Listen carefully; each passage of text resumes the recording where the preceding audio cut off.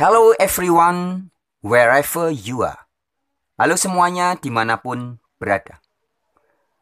Topik kita pada kesempatan ini, our topic is penebusan yang alkitabiah. Biblical redeem. Ya, redeem, penebusan. Alkitabiah, biblical. Nah, sobat-sobatku, sesungguhnya penebusan atau biblical redeem, ya, penebusan yang alkitabiah adalah intinya, maknanya, artinya adalah terkait dengan membebaskan atau menyelamatkan. Menebus artinya membebaskan atau menyelamatkan, memerdekakan. Jadi sesuatu yang sedang berada di bawah kekuasaan seseorang atau sesuatu hal, supaya bisa selamat, harus dibebaskan, harus diselamatkan, harus di-redeem atau ditebus. Itulah inti penebusan yang disampaikan di dalam Alkitab. Ya, jadi sekali lagi dipahami dulu makna penebusan yang alkitabiah atau biblical redeem. When Bible talking about redeem, ya, ketika Alkitab berbicara tentang penebusan, harus dipahami sebagai membebaskan atau menyelamatkan. Kalau yang ditebus orang, ya berarti menyelamatkan orang atau membebaskan orang. Yang ditebus barang, tanah, ladang, rumah, ya berarti membebaskan tanah itu, menyelamatkan ladang itu, ya. Seperti itu. Ini yang poin pertama harus diingat baik-baik ya, kawanku. And next, the second point is, ya. Sekarang poin yang kedua adalah must be known, ya, harus diketahui bahwa dalam peristiwa redeem atau penebusan ini selalu ada melibatkan 5 hal, 5 poin. Jadi yang namanya redeem atau penebusan dimanapun ini, kasus apapun. Nanti kita akan bahas kasus biblical alkitabiah ya. Tapi sebelumnya saya ingin sampaikan bahwa dalam yang namanya suatu peristiwa penebusan atau redeem case selalu ada 5 point, 5 point, 5 hal ya. Hal apa aja yang selalu terjadi atau selalu ada dalam peristiwa penebusan? The first, yang pertama, pemilik. Ya, jadi pemilik, nanti kita akan bahas saya akan berikan contoh-contoh supaya lebih mudah dipahami ya. Poin yang kedua adalah pelaksananya. Kemudian poin atau hal yang ketiga adalah pihak yang ditebus. Nah, ini bisa manusia, bisa barang, bisa apapun ya. Kemudian yang keempat adalah pihak lawan atau pihak si penyandera. Yang kelima adalah sarananya. Jadi dalam menebus ini kan ada caranya, ada sarananya, apa yang dilakukan. Kalau pakai alat-alatnya apa ya. Nah, selalu ada 5 poin ini. Sekali lagi ya, dalam setiap peristiwa penebusan, every redeem cases, always any 5 point. Selalu ada 5 hal. The first, yang pertama, pemiliknya siapa? Kedua, pelaksananya siapa? Ketiga, pihak yang ditegus apa atau siapa? Bisa manusia, bisa barang, apapun ya. Kemudian yang keempat adalah pihak lawannya. Jadi yang menyandera, yang sedang menguasai barang atau orang yang harus ditebus itu siapa? Dan yang kelima, caranya atau alatnya atau sarananya dalam penebusan. Nah, 5 poin ini harus sangat diperhatikan. Jangan sampai nanti kebolak-balik. Nah, sekarang saya akan berikan dengan contoh supaya lebih mudah dipahami. Saya berikan ilustrasi, saya berikan analogi supaya lebih gampang dipahami. Ya, sahabat-sahabatku, saya berikan contoh ini ya, sekedar contoh yang pertama. Kasus penebusan atau pembebasan atau penyelamatan seorang anak kecil usia 5 tahun yang disandera oleh penjahat. Kasusnya gitu ya.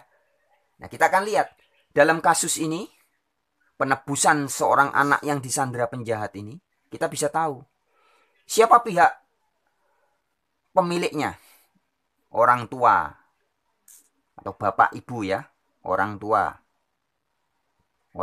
si anak.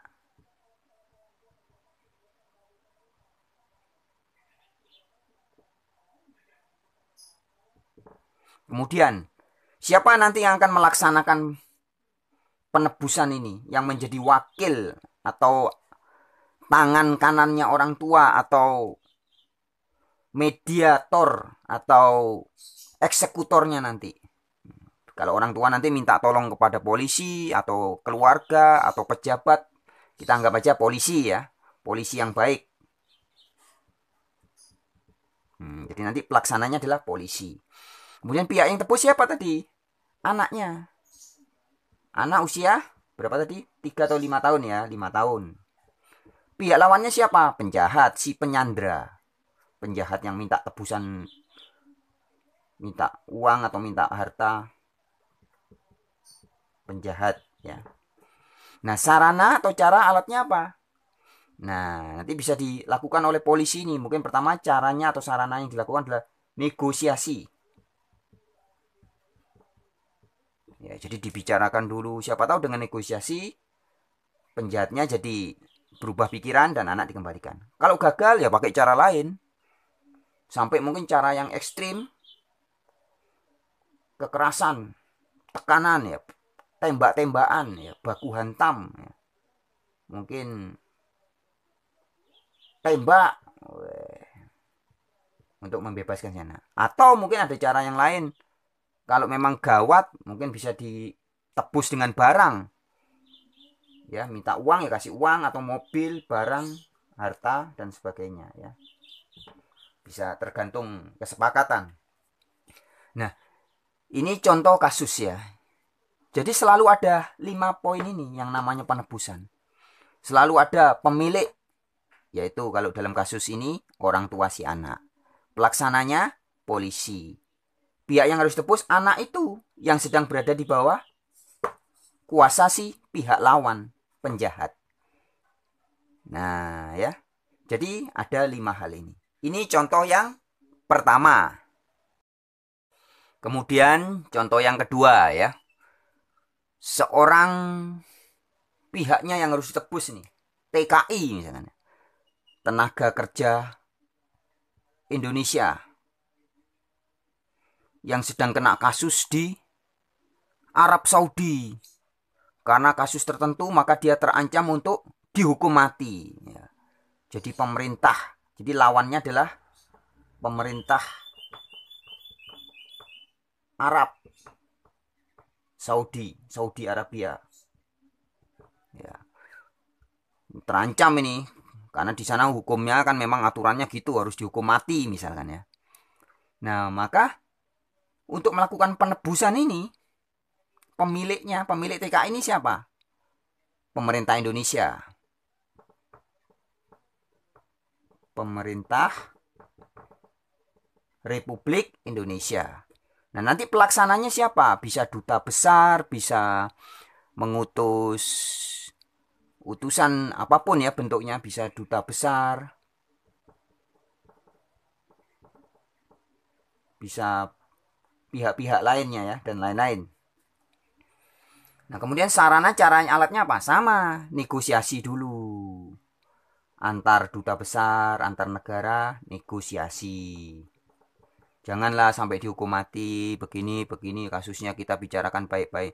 Kalau nggak bisa, apa caranya? Nggak mungkin perang ya, nggak mungkin perang. Mungkin ditukar dengan uang, mungkin sejumlah harta. Nah, akhirnya setelah dilakukan penebusan ini, maka pihak yang ditebus TKI ini bebas, merdeka. Tadinya berada di bawah kuasa pemerintah Arab Saudi, setelah ditebus menjadi berada di bawah kuasa pemerintah RI. Bebas, selamat, nggak jadi dibunuh. Ini contoh yang kedua. Nah, sekarang contoh yang ketiga. Kita mulai masuk contoh yang biblical ya, Alkitabiah. Ini kisah tentang Fir'aun, Mesir, ya, yang menyandera orang-orang Israel atau bangsa Yahudi zaman dulu diperbudak oleh Mesir. Jadi siapa lawannya? Penguasa Mesir, Fir'aun, Mesir ya, atau penguasa Mesir atau Fir'aun ya. Kemudian pihak yang harus ditebus, diselamatkan atau dibebaskan dari penguasaan perbudakan Mesir ini, memperbudak bangsa Israel, siapa? Ya bangsa Israel. Ya pihak yang harus ditebus adalah orang Israel.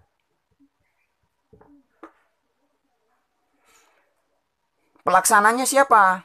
Nah, dari kitab Taurat kita diberitahu bahwa pelaksananya adalah Musa dan Harun. Nabi Musa dan Harun. Siapa pihak lawannya penguasa Mesir? Fir'aun ya, sudah ya. Kemudian pemiliknya siapa? Pemilik orang Israel ini sebenarnya siapa? Allah. Nah, jadi Allah sebenarnya penebus atau juru selamat yang benar. Tetapi Allah dalam berkarya selalu pakai pelaksana. Ya. Allah menciptakan Anda dan saya tidak pernah. Mungkin Anda yang di Malaysia, tidak pernah Allah Bapa datang ke Malaysia kemudian membuat Anda pada tahun tertentu ya. Kemudian diciptakan, nggak pernah. Kita juga yang di Indonesia atau Anda yang di Amerika, tidak pernah Allah datang ke Amerika membuat Anda satu-satu, nggak pernah. Ketika Allah menciptakan saya, dia tidak pernah datang ke Indonesia tahun 1977 kemudian datang membuat dari tanah, dijadikan, ini nanti namanya Franciscus Donald. Nggak pernah begitu. Selalu ada perantaraan. Ya, melalui bapak, ibu, kakek, nenek, buyut, nenek moyang, kakek moyang, terus sampai Adam dan Hawa. Jadi, Allah dalam berkarya itu selalu banyak memakai perantaraan. Nah, demikian juga dalam menebus manusia. Allah sendiri yang menebus. Ketika dalam penciptaan dikatakan bahwa pencipta Anda dan saya adalah Allah. Tapi bukan berarti Allah datang sendiri. Tapi selalu ada perantaraan. Begitupun ketika dikatakan bahwa penebus atau juru selamat yang sejati hanya Allah. Tapi Allah tidak turun sendiri. Tidak, ya, tapi melalui perantaraan. Nah, dalam penebusan bangsa Israel ini Allah pelaksananya perantaranya adalah Musa. Dan Musa ditemani oleh Harun. Ya. Pemiliknya Allah, pelaksananya Musa, pihak yang tebus orang Israel. Ditebus dari apa? Dari perbudakan, penindasan penguasa Mesir, yaitu Fir'aun. Nah, caranya bagaimana? Sarananya. Pertama negosiasi juga. Dikisahkan di Alkitab, nego dulu ya. Musa datang memperingatkan Fir'aun, bla bla bla bla bla. Fir'aun masih tidak mau bertobat, kemudian dibuatlah tanda dan mujizat. 10 tulah sampai anaknya Fir'aun mati ya. Dikasih tulah, dikasih mujizat Fir'aun masih mengeraskan hati. Nah, tapi akhirnya Musa berhasil membebaskan atau menebus orang Israel dari kekuasaan Mesir.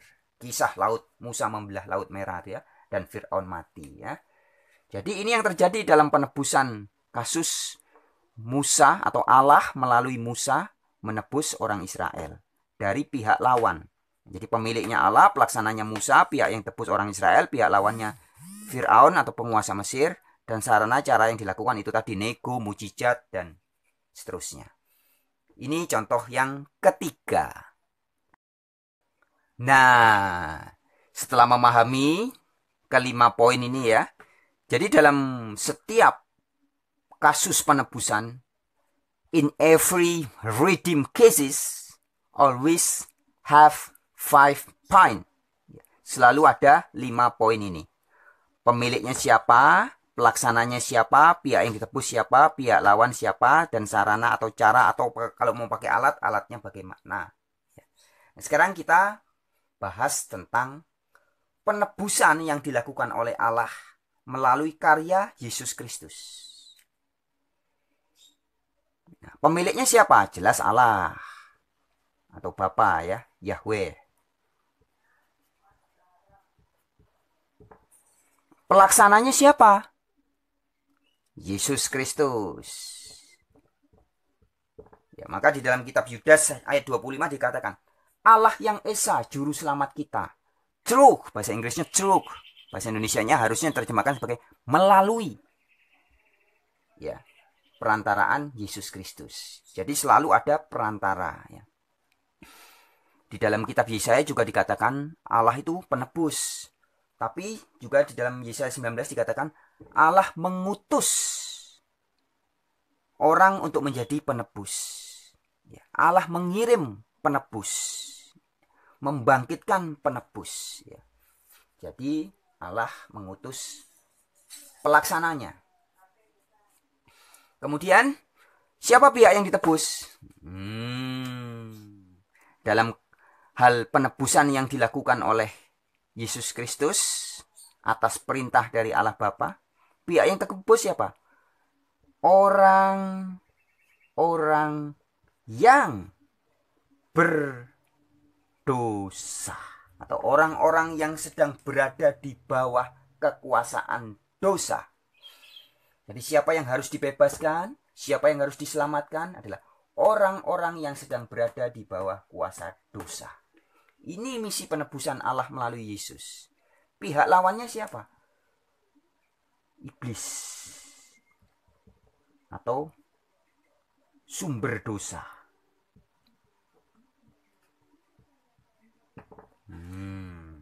Inilah lawannya.